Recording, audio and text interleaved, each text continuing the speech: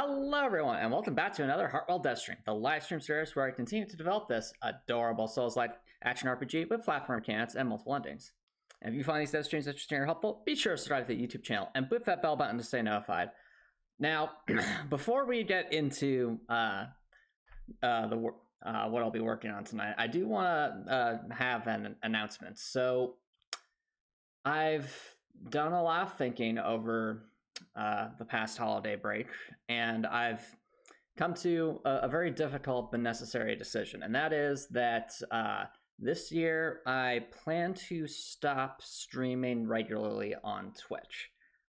I've made a post about this on my Discord server, but the short version is that I won't be having like regularly scheduled streams on Twitch after I finish the Trails in the Sky first chapter challenge run. So functionally that means that tonight will actually be the last regularly scheduled Heartwell dev stream, and then after that, each Wednesday night I'll be streaming Trails in the Sky until I finish that challenge run, and then after that, that'll be the end of streaming for at least streaming regularly on Twitch. Now, in saying all that, I will still continue to develop Heartwell offline, as I did well before I was a Twitch streamer, and I will continue to post monthly updates about Heartwell on my Discord server if you're interested in keeping in touch with Heartwell's development. As for the YouTube channel, I still plan to make YouTube video essays. I'll try to prioritize making video essays for the challenge runs I've done streams for, but I will also plan to do some essays for some challenge runs that I've been doing off stream, and I really look forward to the day that I'll be able to share those. And finally, of course, while I won't be streaming regularly on Twitch, I will still keep the Twitch channel available so that I can chat on other people's streams, and so that if there ever comes a day where I want to do just like a one-off stream here or there, I can do that. But yeah, so this is a bit of a new thing for me. It was really hard to come to this decision, but I feel it's the right one. So tonight, I actually want to do something a little bit different with the dev stream, since we've been working on attack animations for a while, and while we have come a very long way, I feel like if this is going to be the last regularly streamed Heartwell dev stream, I want to show you all, I want to do something that's both related to what's coming in the future, but also show that I showcase some of the stuff that I've been doing off stream. And for that reason, we actually won't be working on attack animations today. We will be doing level design, or more accurately, level design outline. So for those who have been here for a while, I know it's been a little bit. This is the tile map editor. It's what we use to create the outlines for the rooms in Heartwell, and then eventually the actual tile map for Heartwell itself. So we are actually going to be doing a similar process tonight, but instead of Heartwell, which is already completed, we will be doing some room outlines for some areas in Carrier Forest. So the areas I will be focusing on tonight are first the Prison of Vidar, which we'll be doing on here. And if we have some time, I'll switch on over to Almeida's Garden, which we can do over in this tab here. Now, in terms of where these level designs are coming from, I have, over the course of many months, been using a graphing paper notebook to actually outline the various room designs. So tonight, I'm going to be transcribing some of those room designs into the tile map editors to help with level design going forward. So, without further ado, let's get right into it. So, first room we've got here will be the introductory room for the Stoneskin Rattlesnake. Now, the Stoneskin Rattlesnake is interesting because it has, while it is a stationary opponent, it does have high defenses, and it is also capable of hitting everything around it. Oh, hello, Quinn. Thank you so much for dropping by. How's it going? Welcome. Quinn says, hi, Antomicx. So fun to hear about the graphing paper notebooks. Thanks, Quinn. Yep, so I'm actually You all will be able to see for the first time what I've been up to in my drafting paper notebook. We'll start with Prison of Vidar. Like I was saying, this will be the Stone Storm Rattlesnake introductory room, since I feel like whenever you're doing game design, particularly for like introducing a new gameplay element or opponent or enemy, it's always good to have like a nice room or area where the player can safely basically safely test out facing the new gameplay element in a controlled environment without having to worry about other things. And that's a way to make sure that the player is able to learn, be taught through gameplay, as opposed to having a bit massive bots of tutorial text come up. So we'll get right into it. Right there. Okie doke. So grab that. Yep, so that's what we'll be starting with here. And granted, this will be that.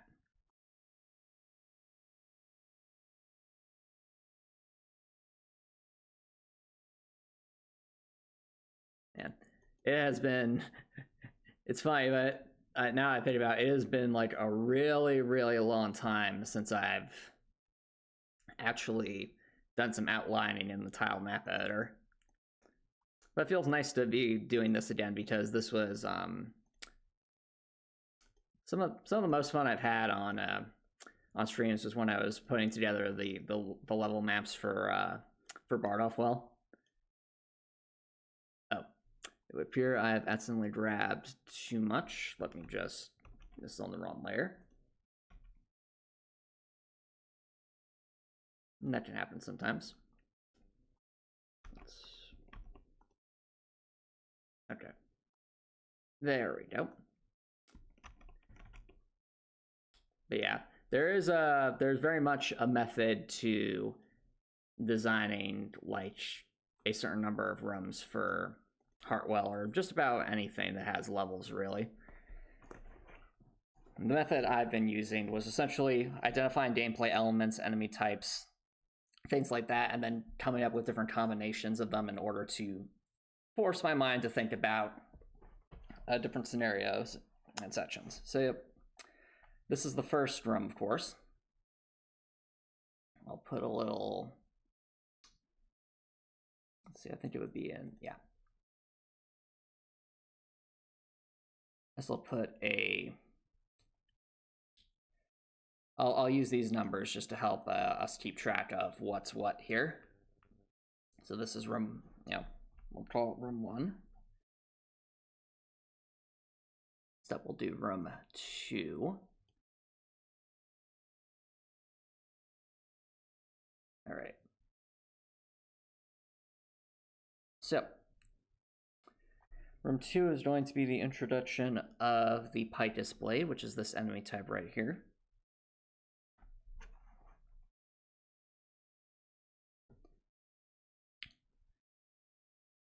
The Pike displayed is an enemy type that, for those who have been around for a while, may remember that a while ago I was messing around with the enemy pathfinding programming, trying to come up with different methodologies for how moving enemies might pathfind. And one of the things we saw was that I developed like a detection system where there would be essentially invisible projectiles being fired from an enemy to determine whether or not they actually had line of sight on the player.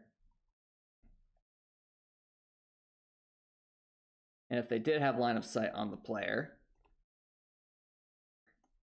they would move, and if they didn't, they would not. As opposed to moving if the player was in a particular zone, even if they were out of sight, such as right around a corner on a flat plane. And I recall that at the time we didn't really have any use case for an enemy that couldn't move if it couldn't see things. But the Pike Displayed, this enemy right here, is actually an example of, will be an example of that kind of pathfinding. So this enemy won't actually go after the player unless it can physically see the player. And it won't have smart pathfinding either, and that's by design. So it will actually kind of get stuck on things, and again, that is by design to kind of give it kind of a unique feel to it. And that'll become more apparent as I continue to draw out this room. But I'm circling back to the first room since I need to put some levered doors in there.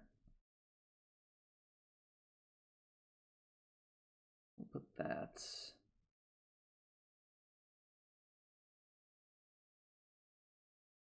Yeah, there, and we need some levers.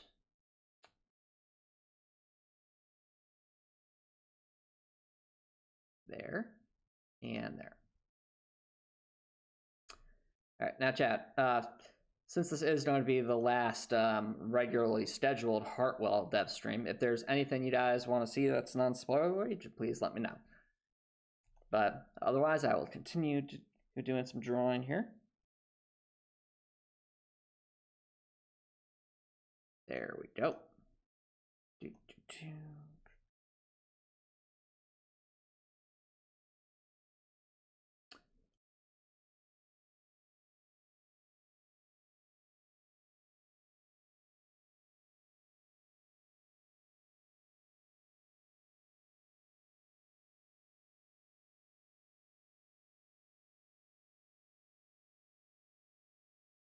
Okay, that can go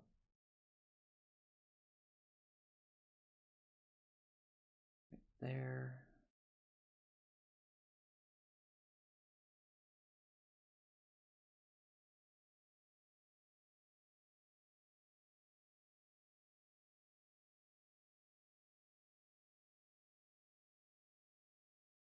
This will be that.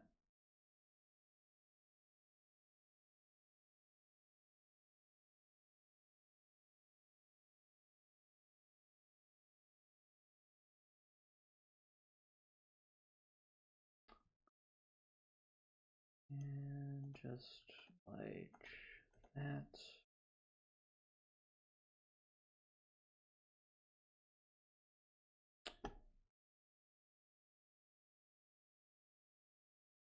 Okay.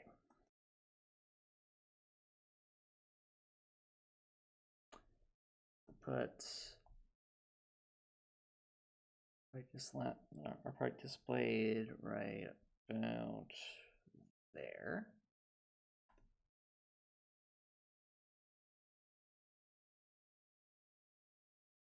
Add our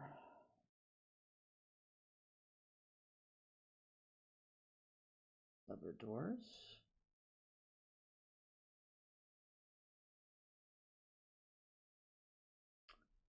Right there.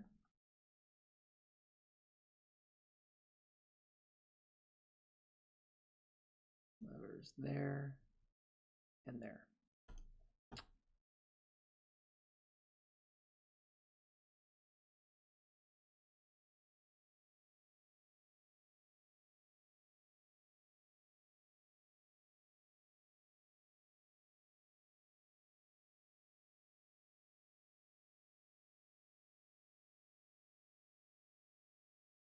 Okay, I'm just putting that as a level reference.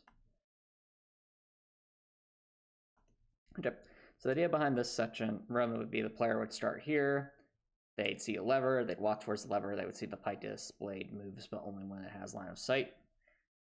But in order to get through this room, they have to get to this lever here, and this area gives them plenty of room to kind of mess around with the Pike Displayed's poor pathfinding. And go from there. After that, we'll have a room to introduce the sentry down opponent.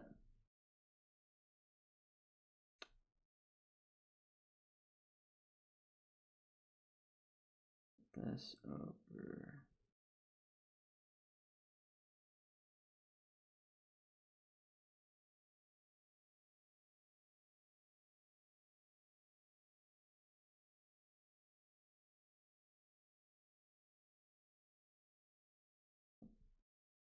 Let's start with that.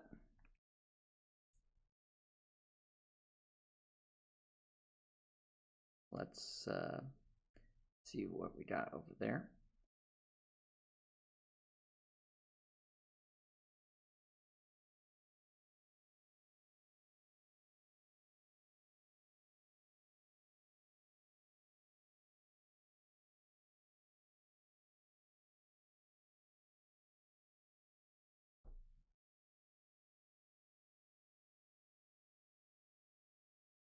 Okay.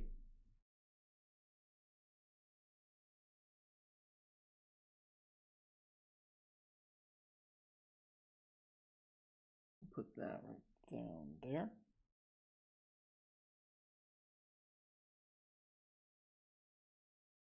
Okay.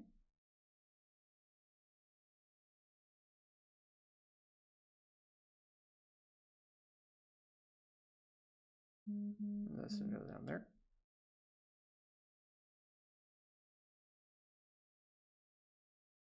So the idea of the Sentry Gun opponent should be fairly self-explanatory. It's an opponent that's similar in function to the Brattles in the sense that it's a stationary opponent that uses ranged attacks. However, the Sentry, whereas the Brattles will start winding up and attacking consistently, but with some delay between attacks. The Sentry Gun will wind up first and then unleash like just a barrage of just continuous projectiles, making it able to destroy health bars very, very quickly.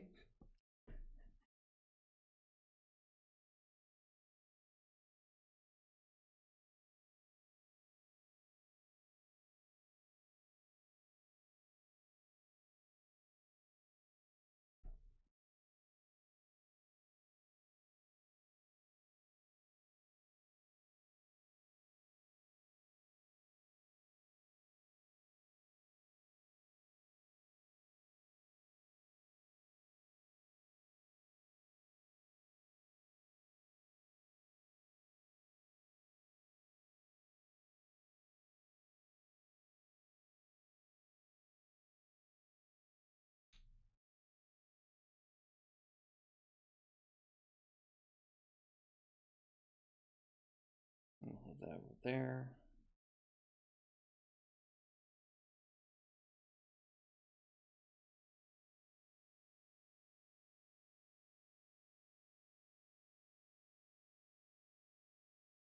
This can go over there.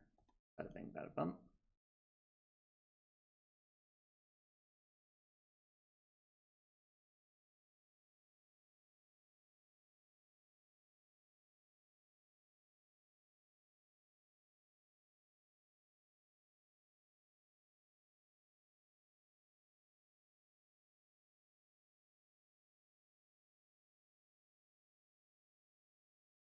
Yeah, so with this particular run, there'll be quite a bit of wide open spaces so the player understands the danger of the Sentry Gun, but also the importance of making use of line of sight wherever possible.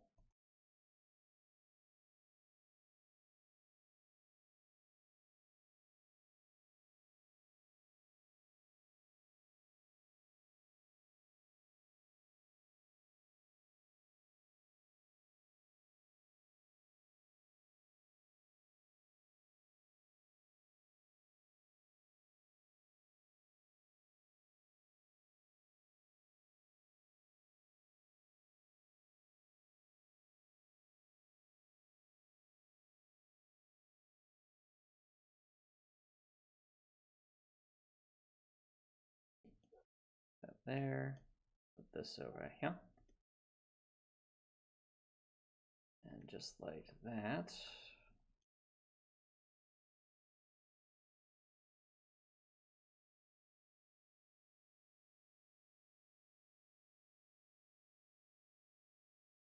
We have our starting point and ending point. Start on the bottom right and in the top left of that can be adjusted as needed depending on the level layouts.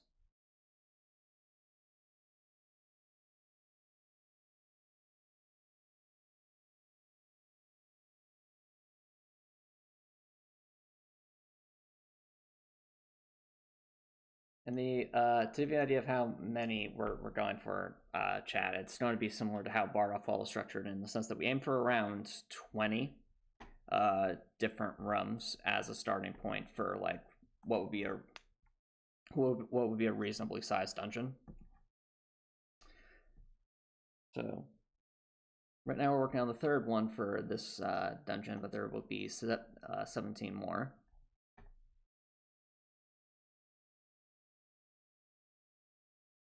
Place this sentry gun right about there.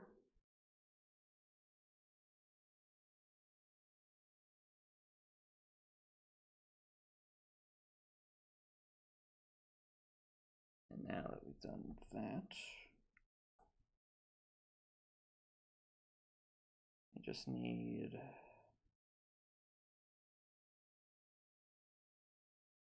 the lever doors, since this is once again an introductory run.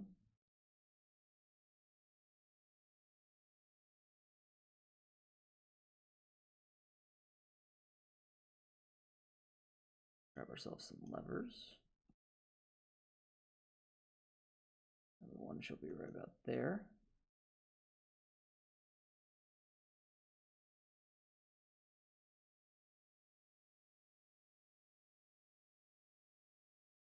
Number 2, right about there.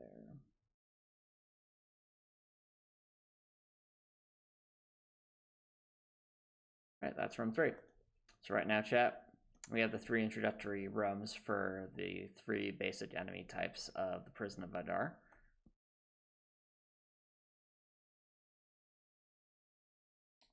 Next up, we'll have an introduction to the Spotlight.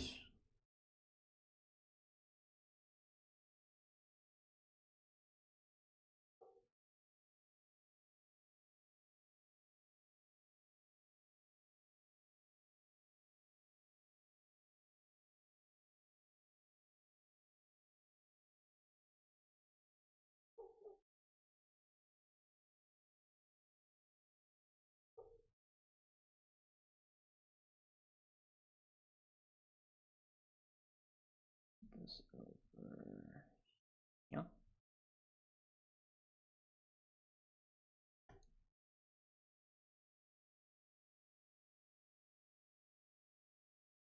Okay.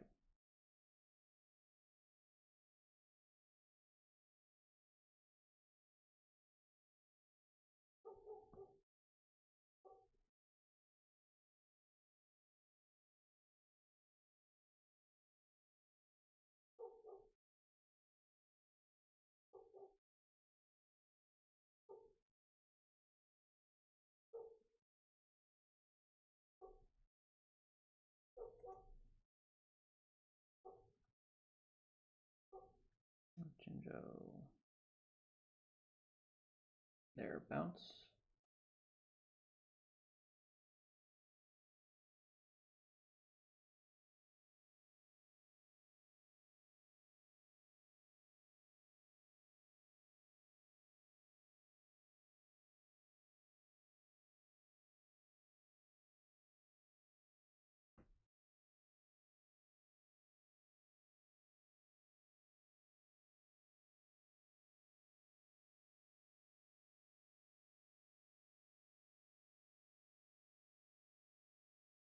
That's about there.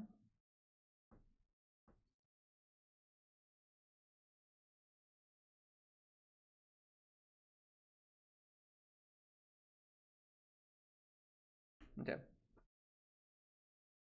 Quinn asks, will these areas be disjointed? So right now we're just drawing the rooms themselves. Eventually what will happen is these rooms will be connected with like various corridors, doors, stairs, things like that. But the order and relative location of these rooms to each other and such, that will be something I figure out later with essentially when I do my dungeon outlining, like I did for Bardolph. So for those who might remember, I basically got out like a little, almost like a, I think it was a Google Sheets or something, and I just identified the different rooms I had designed by a marker, and then I, having categorized them by relative difficulty, basically outlined what the relative location of the rooms would be relative to each other. And only after that did I start connecting the rooms. So for now, we start with the rooms being just individual rooms, and how they get connected will come much later, though of course that'll be off stream. Quinn asks, also, you have always been curious why some are X's or O's numbered in the software. So these are actually just all the numbers and stuff are just pencil art that I drew, and it's used as reference points. The simplest way I can describe this is they're meant to just represent what the actual geometry, the physical like collision geometry would be in the level, and that's more so for making it have and that's for making it easier to understand what to do when I get into Fusion and start placing down like the different collision obstacles like platforms and such. This is basically what would help it. So what a zero tile means, a zero tile simply means that it's at z equals 0, so basically the ground floor. A tile of 1 like this would be at z equals 1, so that'd be 1 elevation up. Z equals 2 would be 2 elevations up, and so on and so forth. These smaller ones represent slopes. So 1 downward means slope at z equals 1 sliding downward, and 2 and 3 and so on and so forth. And that's how you kind of build the structure of a room without actually having artwork. That's essentially what this does. It essentially lets you create a rough draft of the space without having to actually draw up a pixel art for it yet, so that we can focus on just the raw function of the room itself before we get into pixel art. Pixel art comes later. Does that make sense, Quinn? Oh, and an X represents an impassable wall. So that would be like, not like a wall that's like a platform, but like an actual wall that goes to the ceiling, or just someplace there would be invisible stuff. Hello, Copper Nicholson. Thanks for dropping by. How's it going? I think you might want to read the message I posted on Discord a little bit more closely, Copper Nicholson. The only thing that's changing is that I intend to, at some point this year, no longer stream regularly on Twitch. The Discord server will still exist. The YouTube channel will still exist. I'll still be working on Heartwell. I'll still be making video essays. I'll still be on the Discord server. The only thing that's changing is that I will not be streaming regularly on Twitch. That's it.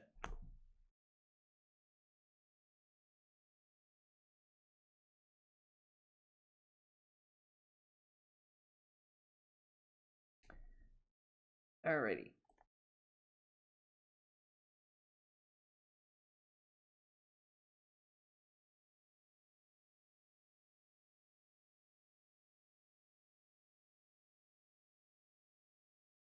Put that there.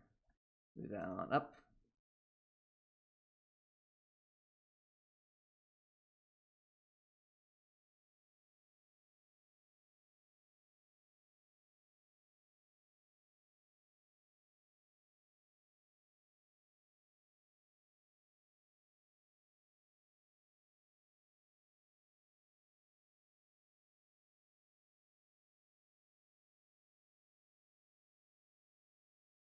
Alrighty. Now, some of you may be wondering what exactly it is I'm doing right here.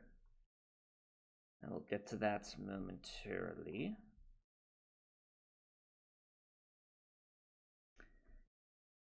But essentially, this area will be the introduction to how the spotlight works. Let's go grab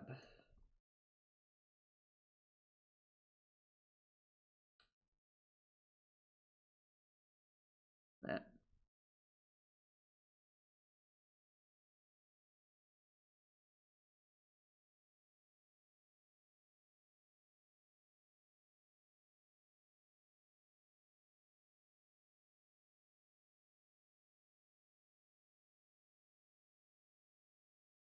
So the spotlight spawn just represents where the where I would place in the world some object that represents that, hey, there's a spotlight here. That'd be right here. And the actual place where the spotlight is on the map, where it starts, would be right here. And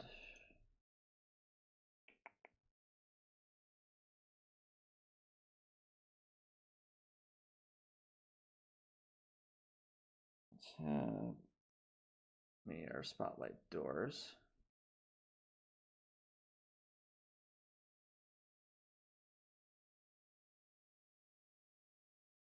So I haven't labeled that, so I'll use a Oh, Twin has redeemed a message. Read a message as Sonic Frontier's character. Tell us what I am doing and why as Knuckles. Okay, let's see. Knuckles impression.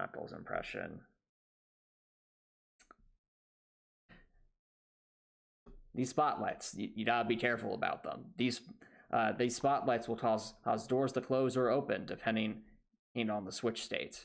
If the switch state isn't right, hey, you could be in for a world of hurt. No. But if the switch state is right, then going to the spotlights might be correct. No way to know until you try, though. In this particular case, the spotlight is used to guard a treasure. Well, not the easiest to... I think these can be demarcated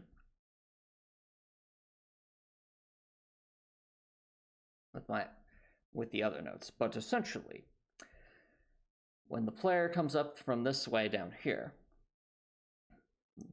they will encounter the spotlights in their path. There is no way to start off by going on this path without that.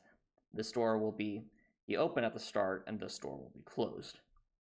Upon entering the spotlight, this door will close and this door will open.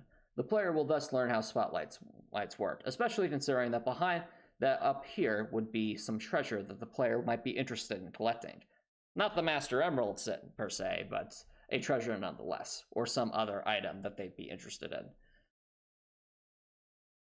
So the player at once is being taught the importance of how the spotlight works in a nice controlled environment, while also being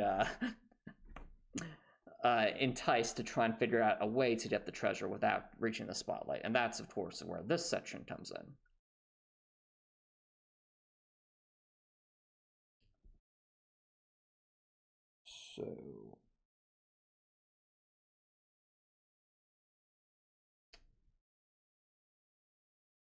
So this section will be blocked off by a lever door. Yep. Twin says that was a fun Knuckles. Thanks, Twin. I appreciate it. But yeah. So this section will actually be blocked off by a lever door, which will then use stairs to reach the upper portion.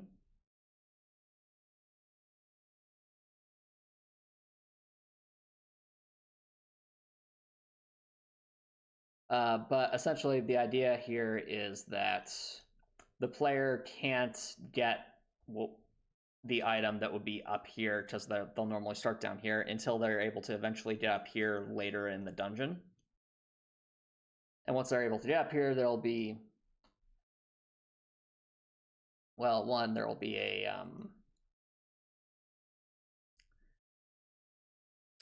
there'll be a lever door right here to them away up here. But two, one of the unique things about the spotlight doors is that their state resets when the player either is defeated or if the player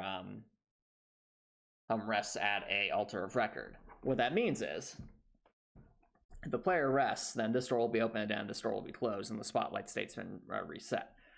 So once the player has a way to get up here, then they're actually able to get to the item that's up here, because they'll have a way to avoid the spotlight. But at the start, they won't have this path unlocked yet, and this will be sort of a teaching moment for the player. Yep. All right, so next up we have the very last of the intros. And that'll be the introduction for barbed wire, a very straightforward introduction.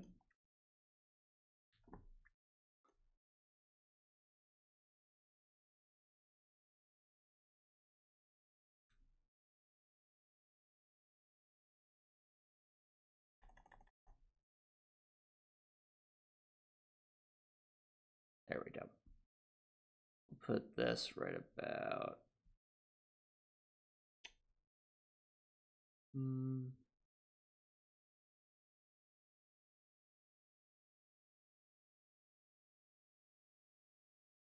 there.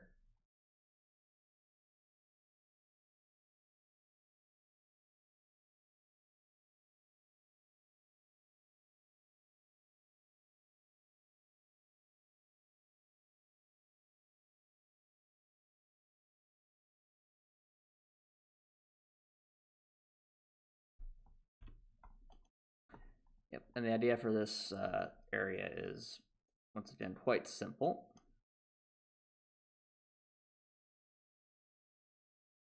So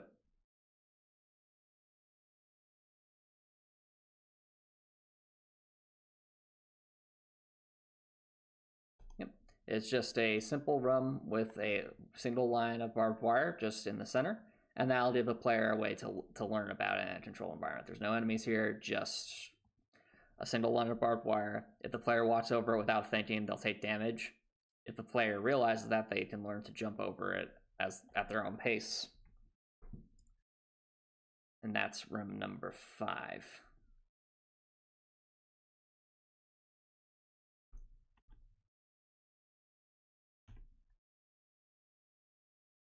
Yep. Just get some notes for that.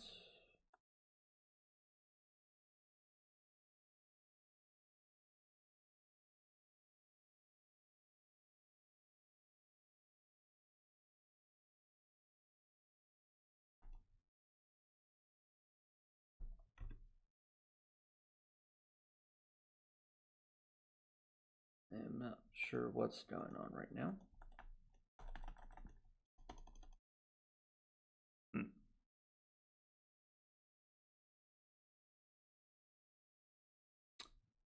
All right, well, clearly something weird has happened.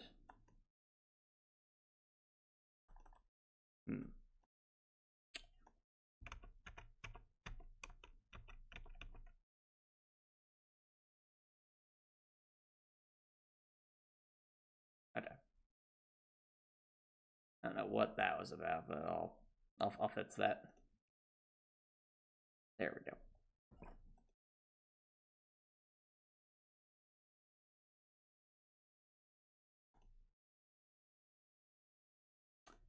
The thing. Boop. All right.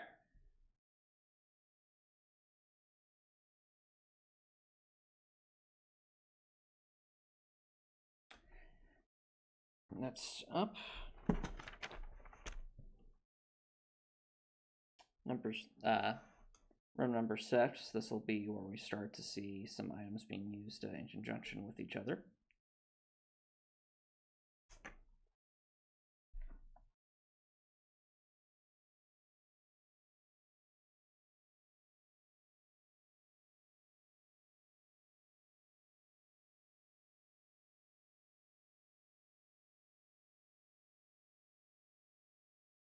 Let's start with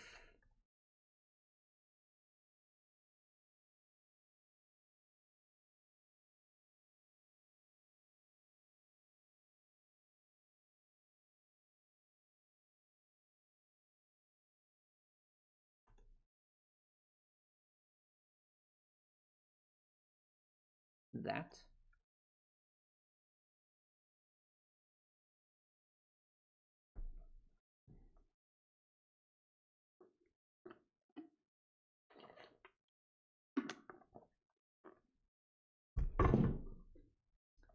And we'll continue transcribing.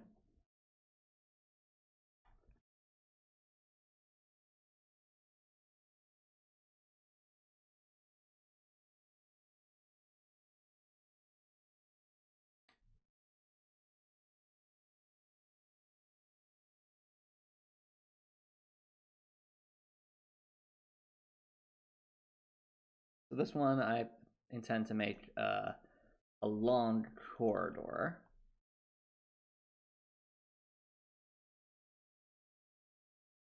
With a center gun that is going to be behind a door that will only be opened if there is a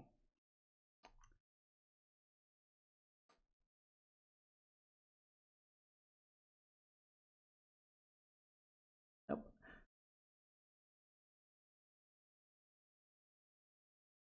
You know, I think about it.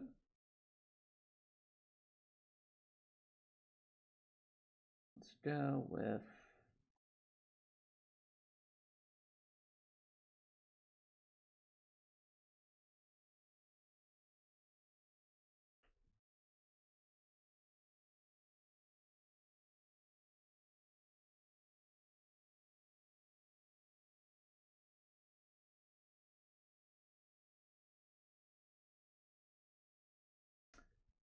I was just trying to think of a good way to indicate whether these doors are open or closed by default. I think the simplest way would actually be to create a new layer.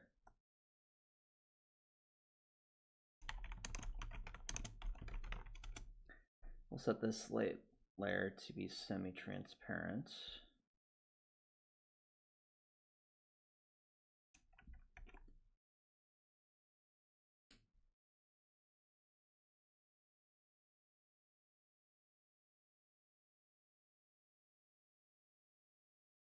Go with that.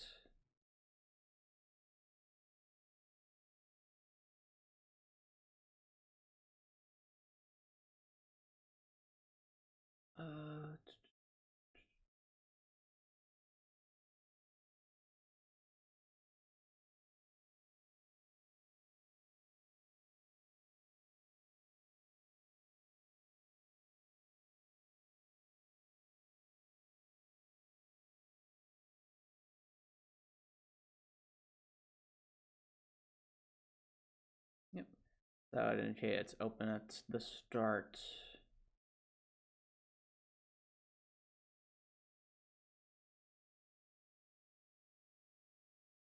And this would indicate that it is closed at the start.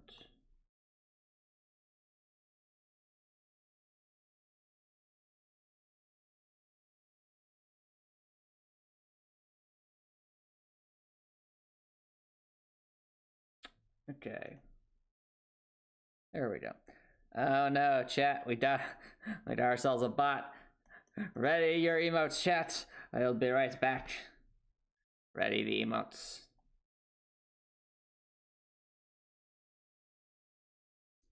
Ready the emotes. Ready the emotes.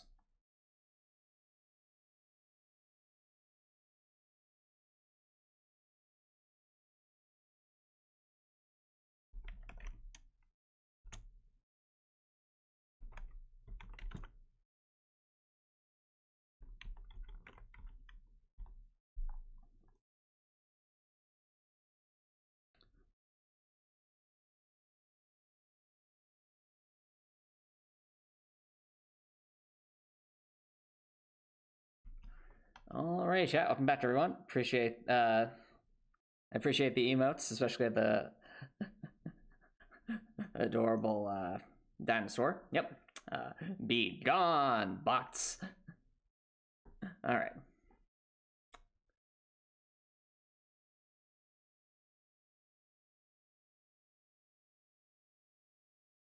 There.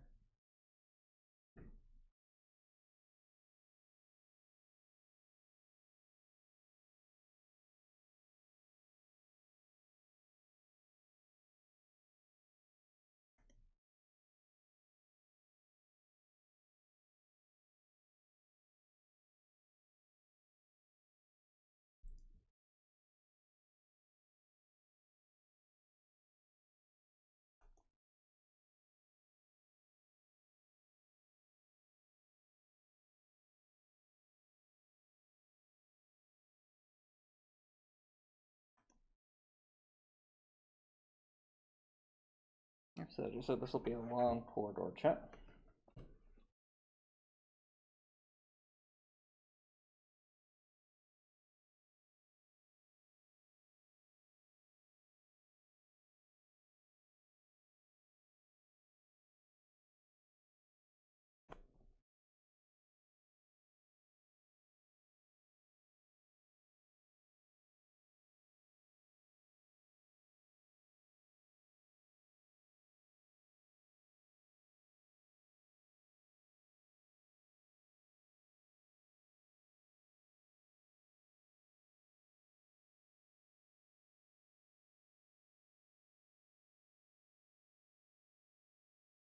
right, so we'll put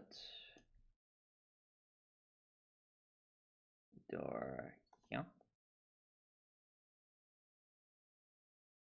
And that will start out closed.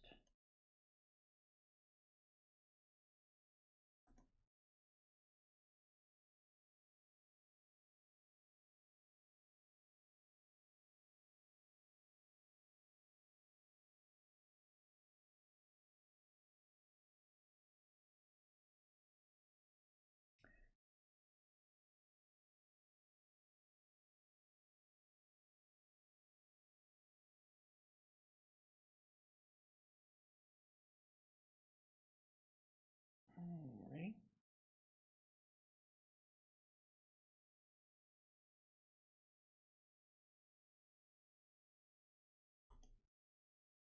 We need some details.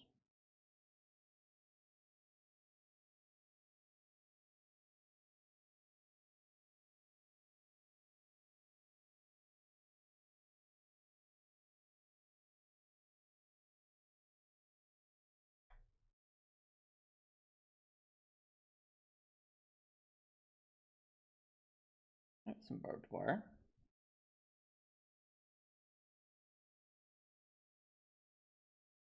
There.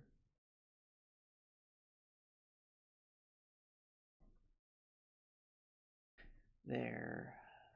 There.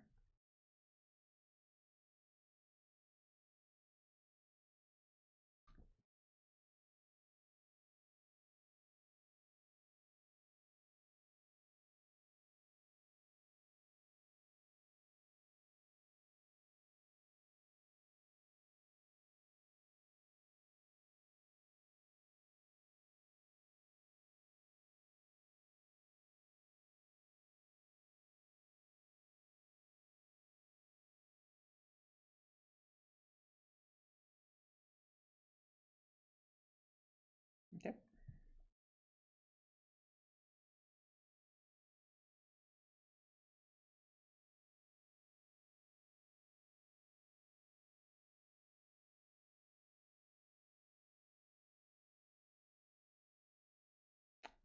We'll put that right there.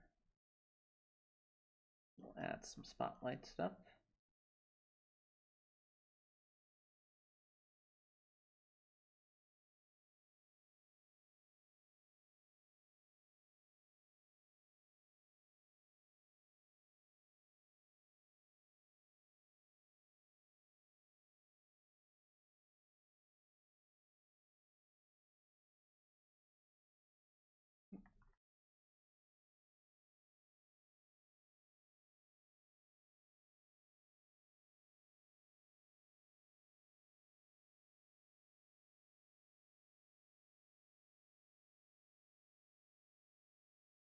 Okay.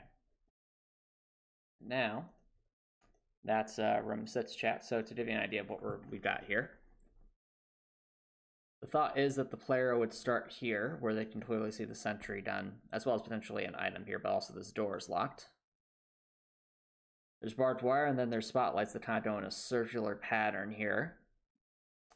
And the end of this room is down here. So, if the player wants to navigate the room without taking damage, they have to both platform around barbed wire and also time things around these spotlights, because if they interact with one of those spotlights, then that door opens, then the sentry gun basically has a very clear and obvious line of sight towards the player, and the player has no cover to work with. But, because, like I said, there would be probably an item to collect here, or a lore bit or something, that might incentivize the player to actually try and fight the sentry gun. And that's, you know, up to the player's discretion.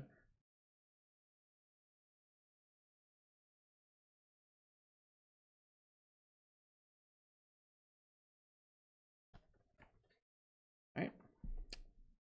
Let's do room 7 next.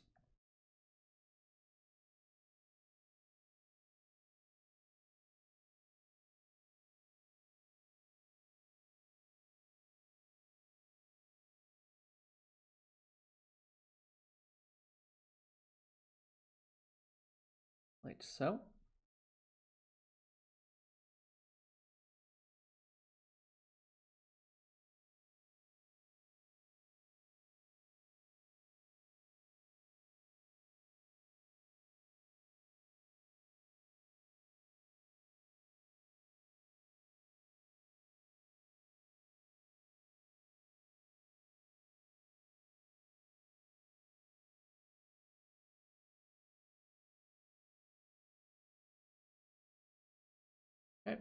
This room will combine the barbed wire with the stone skin rattlesnakes.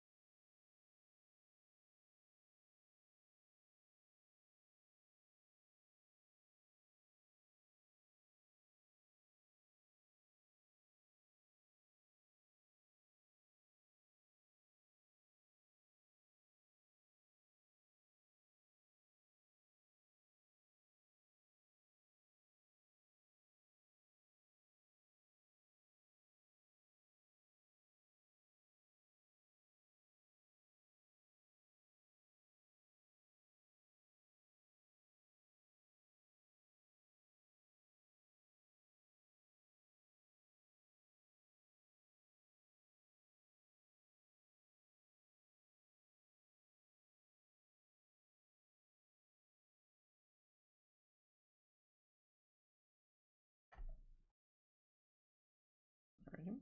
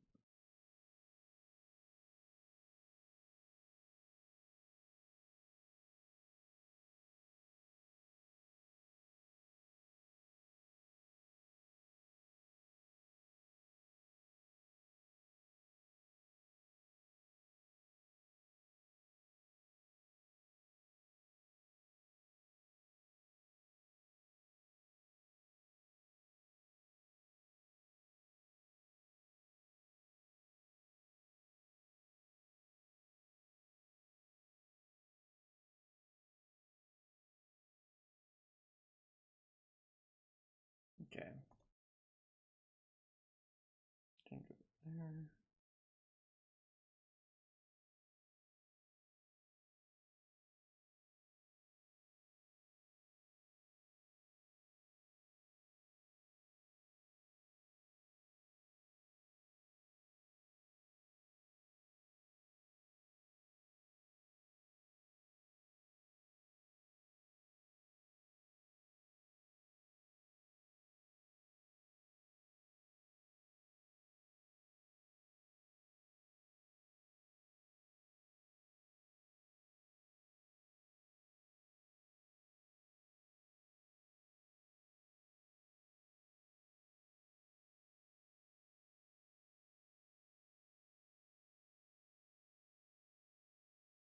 Alrighty. That can go over here. Bada bang, bada bump.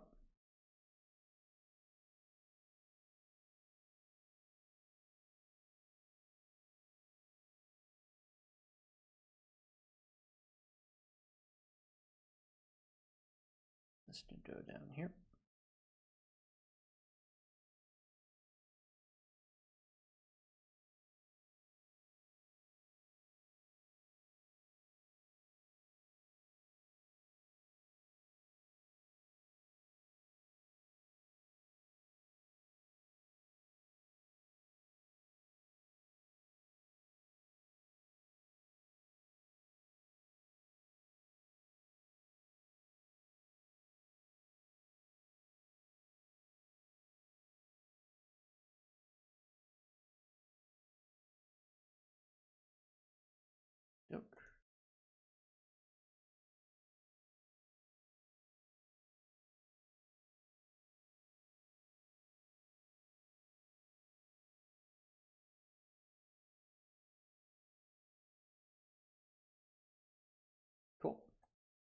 there. And this goes down.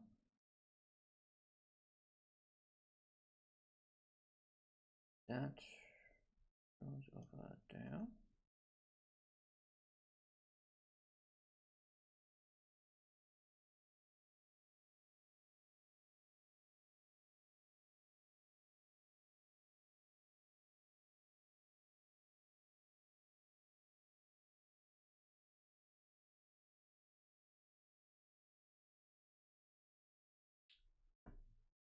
Okay.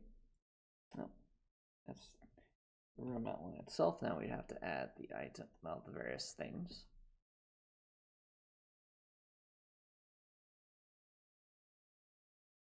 First, we got this.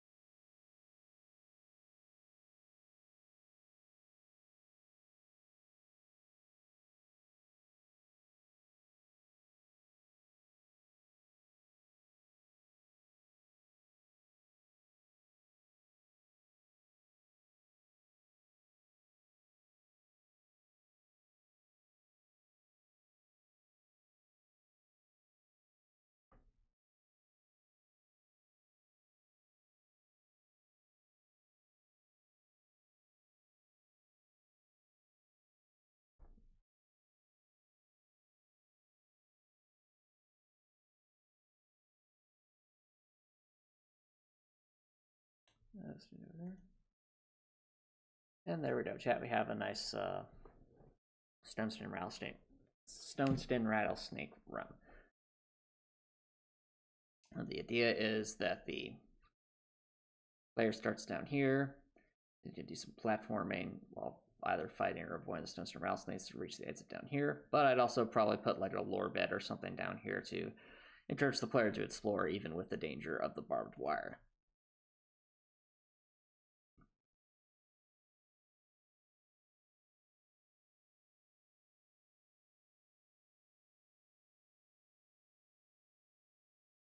All right.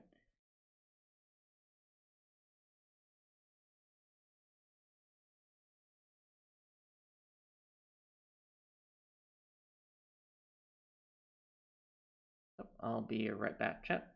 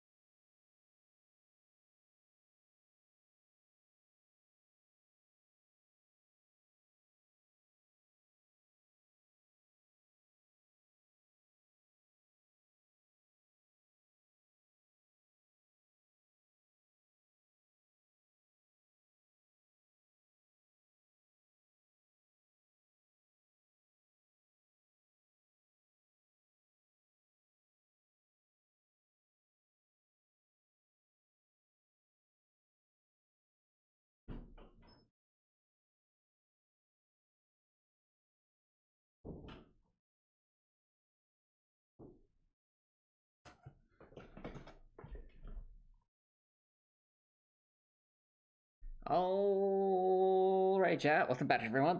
We are going to work on room number 8 now. This one's more on the unique side. It is a room that only uses barbed wire.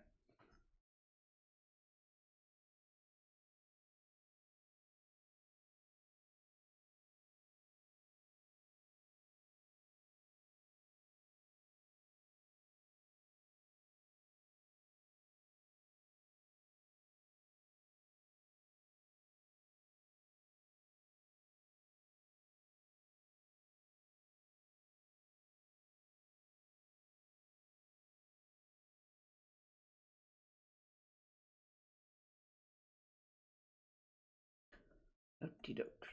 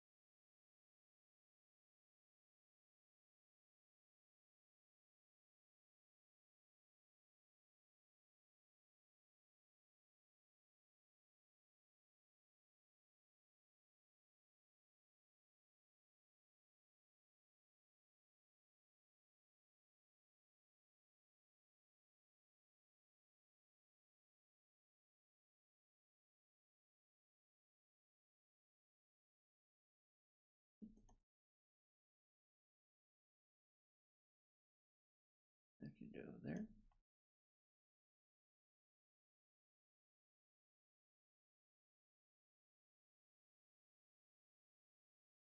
I can go that way.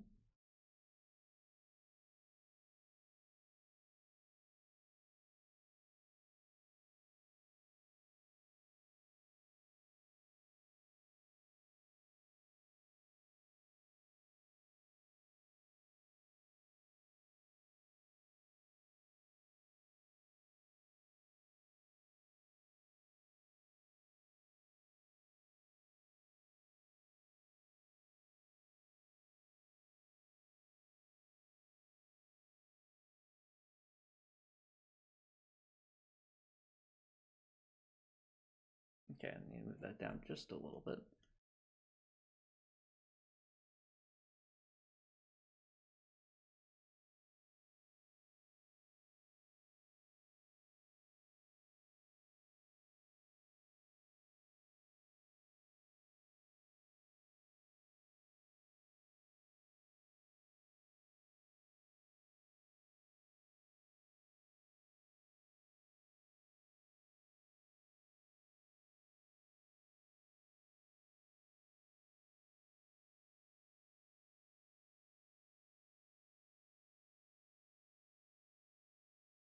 Right now, chat, I'm drawing just some paths.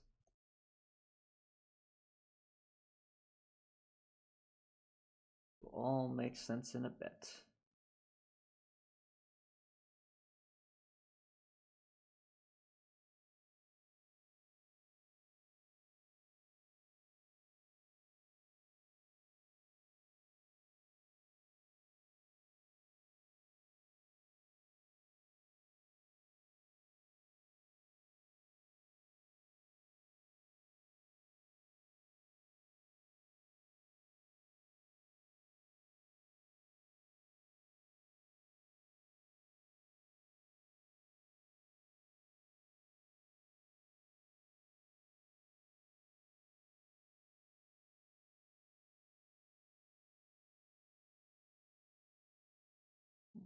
Put that over here.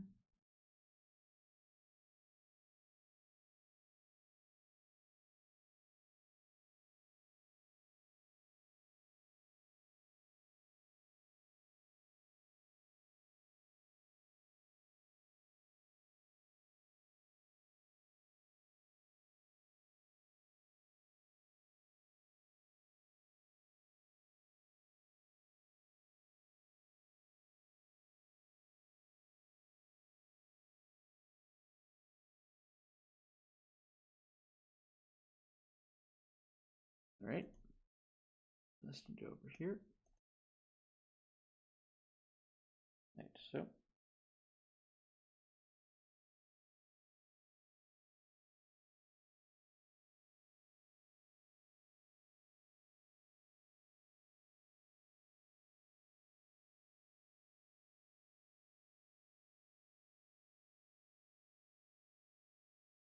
that there, that there.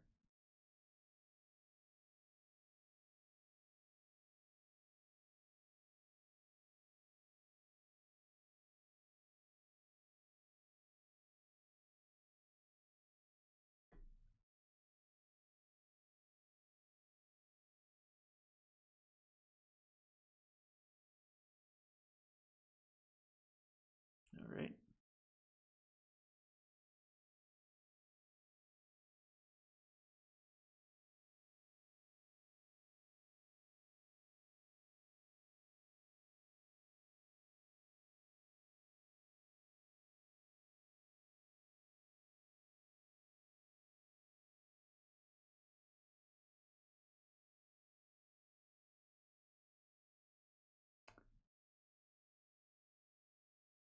Okay.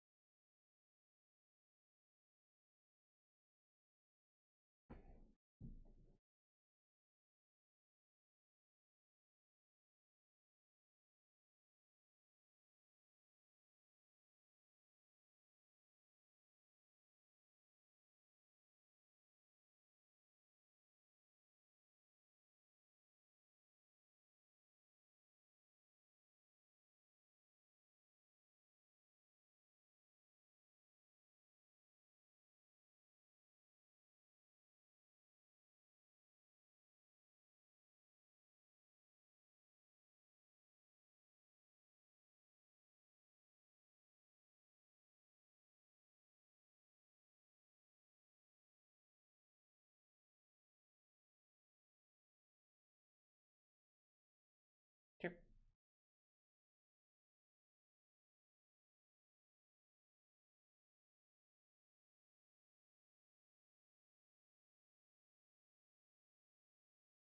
Over there. I can go over there.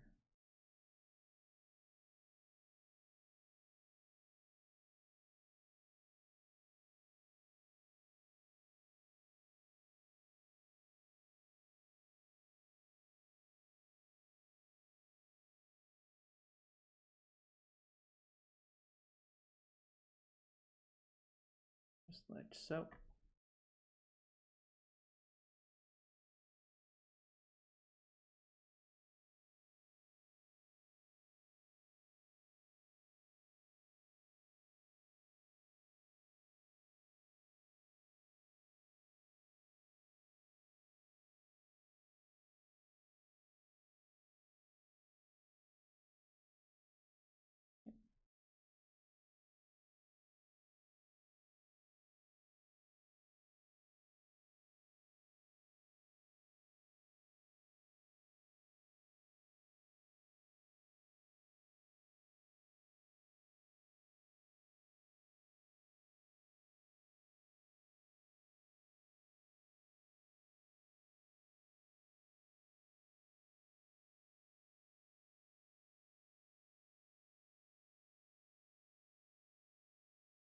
Okay.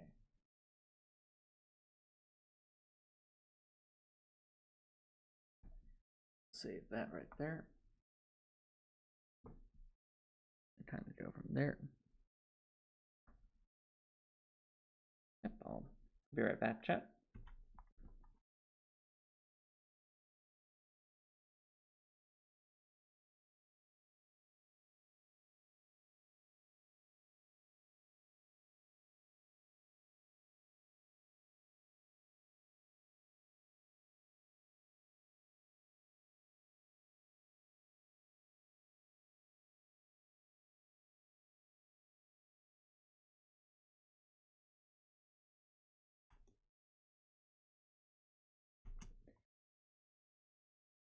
Alrighty, chat.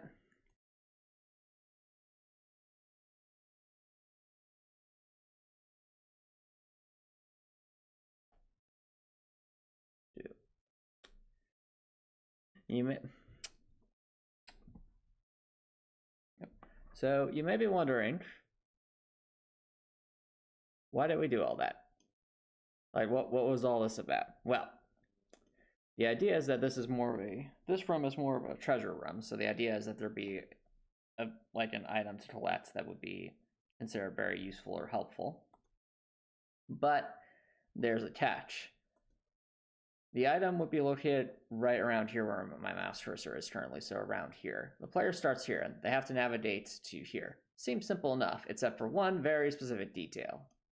That, of course, is that this entire pathway, when I say entire, I do mean entire,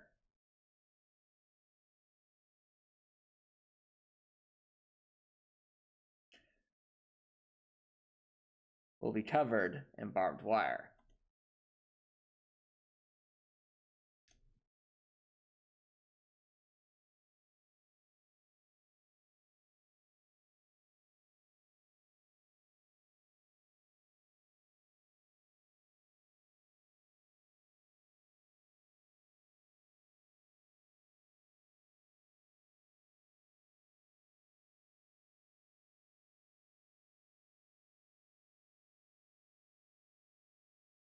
Because this entire pathway is covered in barbed wire, it creates kind of a choice for the player. Like,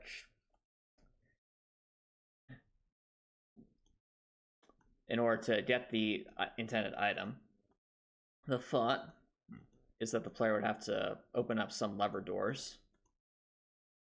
If they're able to open up all the lever doors and then get the key item, then they can get it without taking any damage. But if the player's willing to take damage, they can try and get some of the doors open and go through that.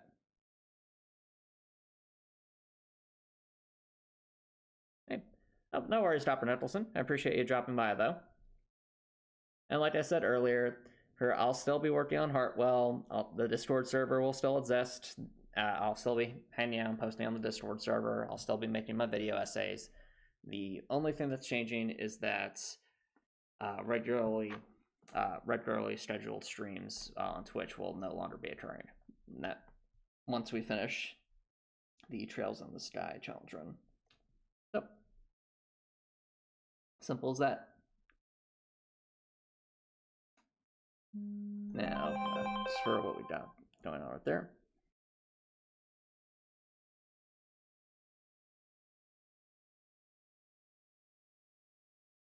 Alrighty. I believe that's a keyword. Yes.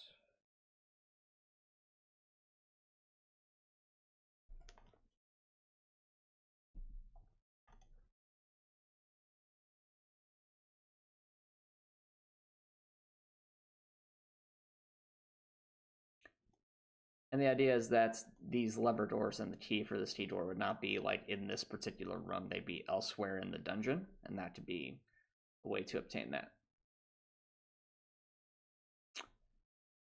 Alright.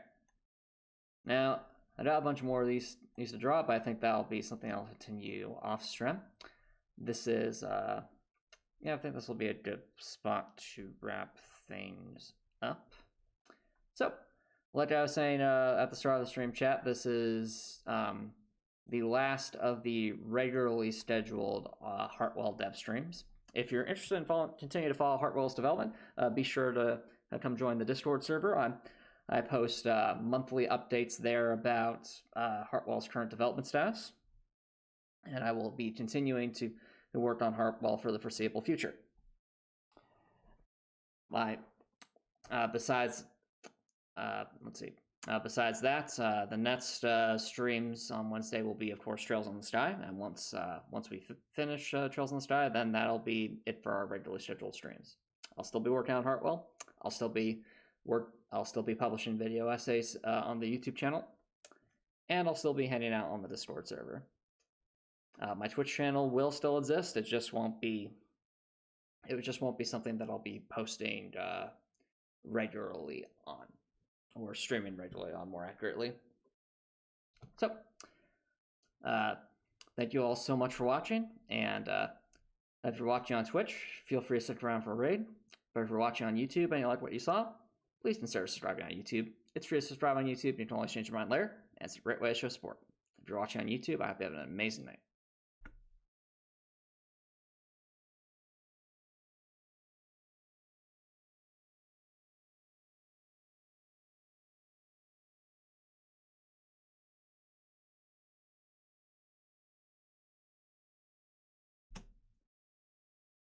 All right. 1 second. See there were some messages in chat when I was wrapping up there.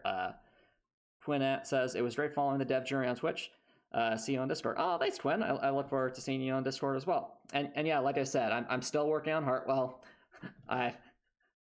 It'll probably be many years before Heartwell is ready for release, but I'm gonna continue pouring my heart and soul into Heartwell off stream and continuing to post updates about it on Discord.